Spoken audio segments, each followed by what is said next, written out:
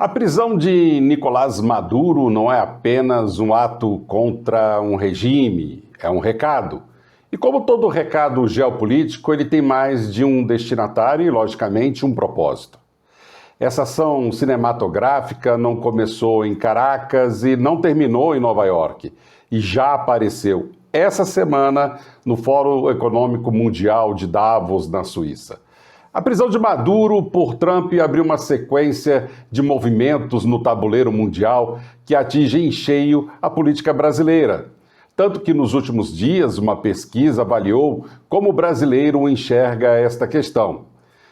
Fique comigo que eu vou te colocar em rede com o poder, hoje em escala internacional.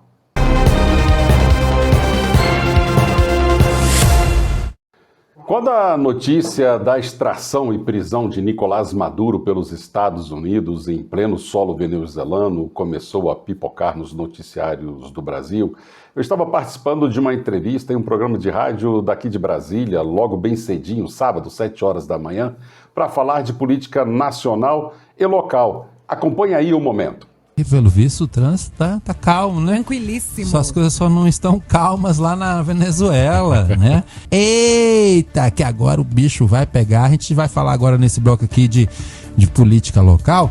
Mas, professor, eu vou aproveitar que você Presença me esconder dele embaixo aqui, né? da mesa aqui, ó. Um especialista. Já que você tá aqui. E agora, professor, como é que o senhor acha que fica agora esse cenário diante de tudo isso aí?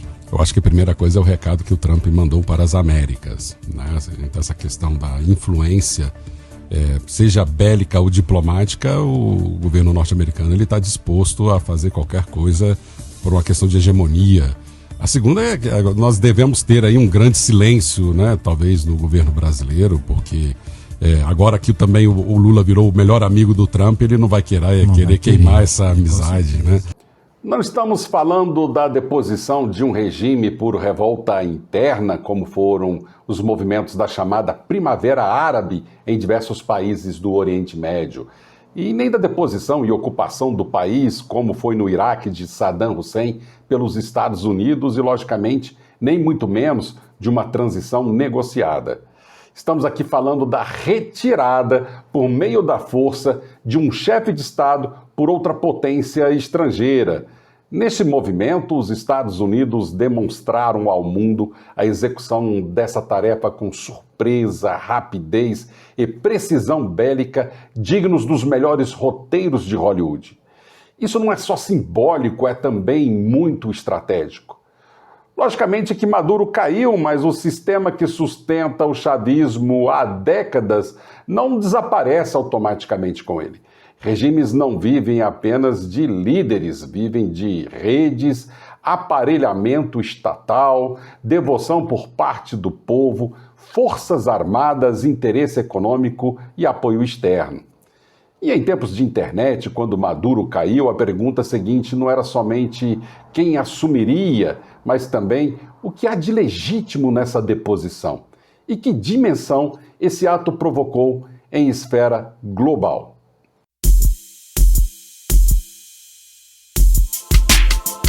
Depois da chinelada política das Havaianas, eu não tenho a menor dúvida, tudo será ponto de atrito entre prós e contras na política brasileira.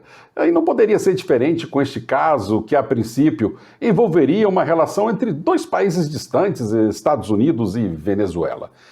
Mas o octógono das redes sociais presenciou mais um round dessa epifania coletiva de grupos esquerdistas e direitistas, defendendo seus lados ou seus aliados.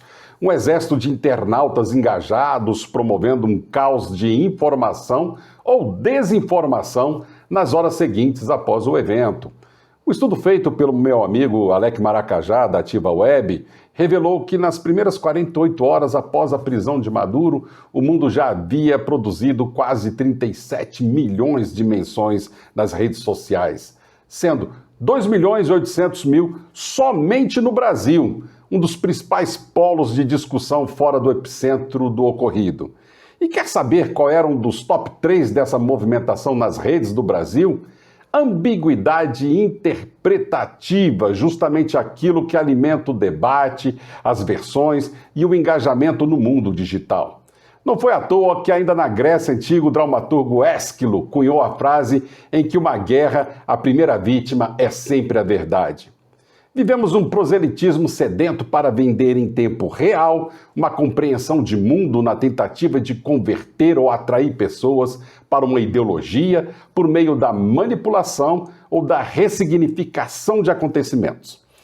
Nas redes sociais, o que vemos é um ambiente emocionalizado, polarizado, quase histérico. Porém, as redes não produzem direito, produzem narrativas.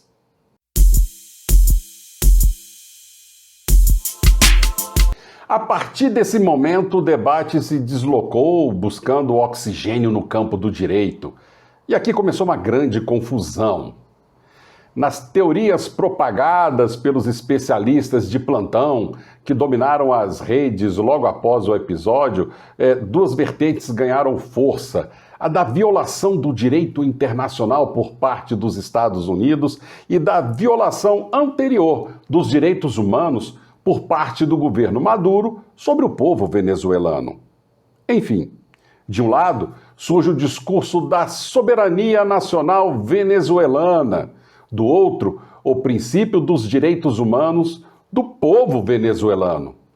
Do primeiro grupo, os defensores da soberania venezuelana evocaram que os Estados Unidos infringiram a Carta da ONU de 1945, já que para os que defenderam a ação militar, o motivo foi a violação, por parte do governo chavista de Nicolás Maduro, da Declaração Universal dos Direitos Humanos em 1948. Seguramente a grande maioria sequer deve ter lido ou acessado qualquer um dos dois documentos.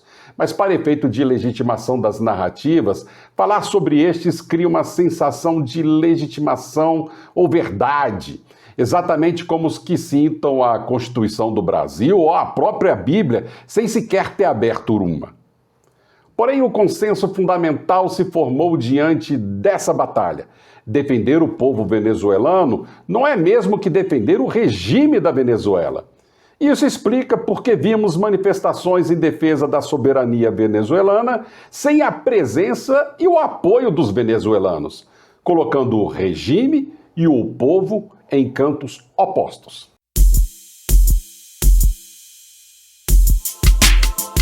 Na virada de ano, deixei uma mensagem baseada no valor que é viver em uma democracia que nos permita opinar livremente sobre qualquer coisa. E como isso tem valor quando temos o sacerdócio de falar e comentar sobre política, coisa que eu adoro fazer quase todos os dias. Mas isso não quer dizer que política só exista pela via da democracia. Ela tem dois irmãos muito complexos, o autoritarismo e o totalitarismo. Países que adotam esses regimes fazem também política, mas pelas vias da opressão e da concentração ilimitada de poderes. Em alguns desses locais, a democracia é tão somente um rótulo de produto que não conversa em nada com o que tem dentro da embalagem. O nome da Coreia do Norte é República Popular Democrática da Coreia, que mantém com a fronteira da sua irmã, a Coreia do Sul, a chamada zona desmilitarizada, que deve ser o metro quadrado bélico mais equipado de armas no mundo. E sim, armamento é um ativo significativo para se fazer política, não só nessa região, mas também em outros lugares do mundo. E já que estamos aqui falando também de ONU, relatório elaborado pelas Nações Unidas em 2024 sobre a corrida armamentista global revela que mais de 100 países investiram quase 3 trilhões de dólares em materiais bélicos. Por ironia, a Organização das Nações Unidas defende que somente 4% desse orçamento, destinado a proteger e atacar, seria suficiente para acabar com a fome no planeta. Um tapa na cara de que povo e poder podem não ser conjugados na mesma frase. No fundo, nenhuma democracia gosta de admitir isso, mas o mundo não funciona apenas por palavras, funciona por força, interesse e oportunidade. O que assistimos com o saque de Maduro de dentro da Venezuela é um movimento inédito nas Américas e uma ação direta que combina inicialmente um discurso democrático com estratégia de poder. E não é uma prerrogativa exclusiva de Donald Trump. De George Bush pai a Joe Biden, todos os presidentes dos Estados Unidos, sem exceção, bombardearam outras nações sem sequer obter autorização do parlamento norte-americano ou sem aval de outros países ou mesmo da ONU. E há um elemento importante nessa equação. Venezuela não é apenas um país em crise, com um governo ilegítimo e um regime que oprime adversários políticos e massacra o seu próprio povo com fome e violência. É um país com ativo estratégico valioso: petróleo.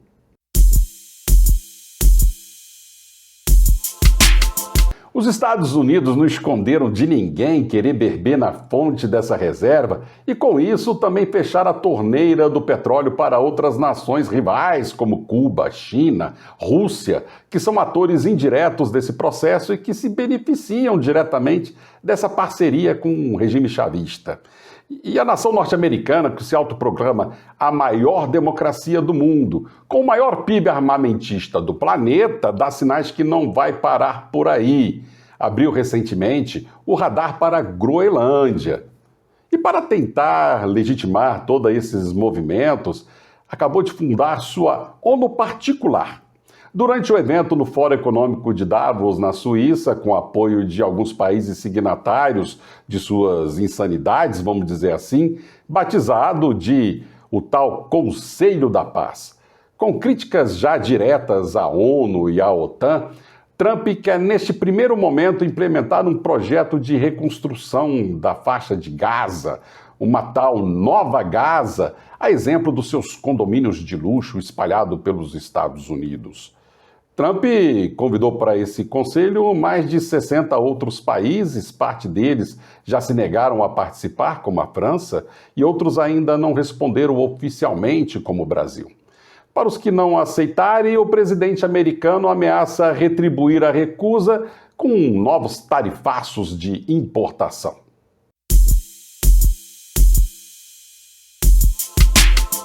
O Brasil pode ainda estar cozinhando galo ou a águia, como preferir, mas vai recusar o convite de Trump, isso está certo. Lula já tem outro problema maior para administrar nesse cenário, sua proximidade com o ex-presidente da Venezuela, Nicolás Maduro. O governo até ensaiou um discurso de que não reconheceu o último governo de Maduro por conta da eleição fraudulenta de 2024. Mas não teve como esconder que enviou a embaixadora do Brasil em Caracas para a posse do presidente venezuelano. Mas o que não dá para esconder mesmo são as centenas de fotografias com Lula e Maduro juntos, inclusive dentro do próprio Palácio do Planalto. Nem mesmo as diversas declarações de apoio feito pelo brasileiro em favor do colega venezuelano. Se vai ter novo tarifaço ou não, o maior problema é essa crise internacional estacionar justamente no calendário eleitoral brasileiro desse ano, onde Lula conta todos os dias votos para tentar ganhar o seu quarto mandato, se possível, ainda no primeiro turno. Só que nesse projeto, manter sua nova amizade com o presidente norte-americano é bastante importante. Lula cresceu depois que descobriu o discurso de soberania contra o tarifaço de Trump. E se consolidou depois que conseguiu desatar esse nó diretamente com o pai da criança. Todo cuidado do presidente brasileiro é relevante para manter essa relação ainda muito nova e exitosa. Tanto que o governo brasileiro optou por uma nota extremamente cuidadosa e, do ponto de vista diplomático, até bem correta, na defesa da soberania, com cautela institucional e ausência de doce explícito, quando Maduro foi saqueado de dentro da Venezuela. E agora terá que ter o mesmo cuidado com esse novo abacaxi para descascar o tal Conselho da Paz. Lula não pode brigar com Trump e nem condenar demais a invasão da Venezuela.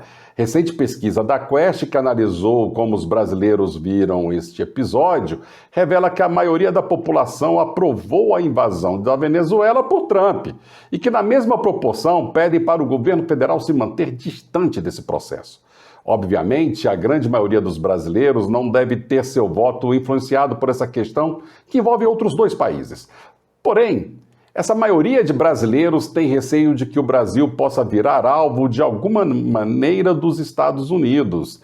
É um cenário bem claro onde o brasileiro demonstra que este assunto está no final da fila das suas preocupações, diante de outros problemas mais emergenciais como saúde, emprego, renda e até mesmo violência.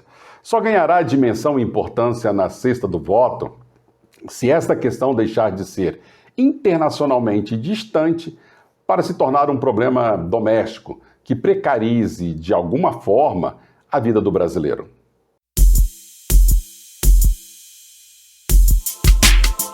A prisão de Maduro não encerra uma crise e Davos não foi palco do último episódio dela. Ela inaugura um novo ciclo de reposicionamentos políticos no tabuleiro global. Quer entender esse movimento global e estar pronto para o debate? Se inscreva no nosso canal, acompanhe, ative esse tal de sininho, pois o nosso compromisso é colocar o poder em rede com você.